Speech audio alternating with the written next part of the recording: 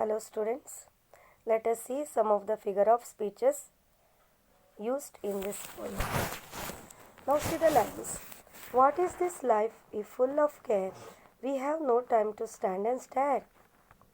If you see these two lines, first one is T and S sound in the words stand and stare are repeated. So the figure of speech is alliteration. And second one is interrogation. See the second line. We have no time to stand and stare.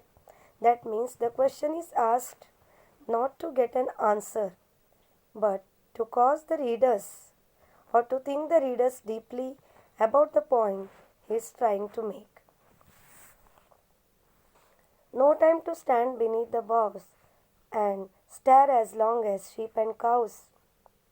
Again you can see alliteration. Which sounds have been repeated? Time and to. T sound has been repeated in these words, and see the words beneath and boughs. B sound has been repeated.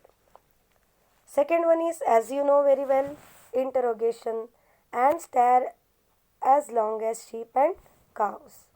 Just as sheep and cows gaze or they stand, if we don't have now time to stand and stare. Here the poet says that poet describes in the form of interrogation. He asks the question not to get an answer, but for the purpose of thinking in the minds of readers. Second one is repetition. Which word is repeated here? The word as is repeated. And another figure of speech is simile.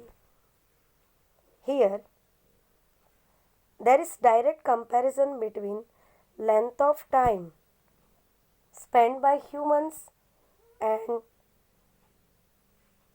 sheep and cows around nature. See there is a direct comparison between length of time spent by humans and sheep and cows around nature.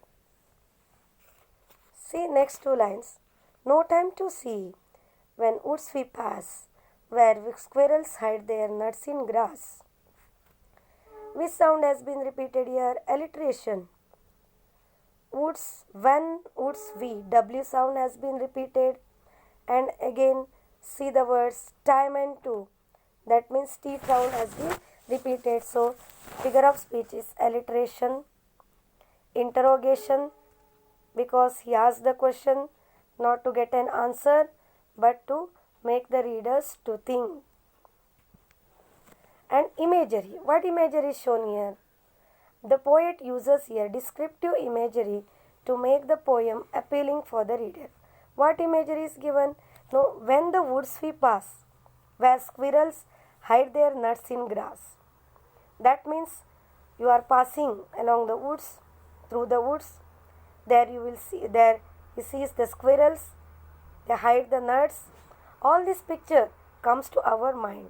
That what we call as imagery. And next part I am going to explain figures of speech of next lines.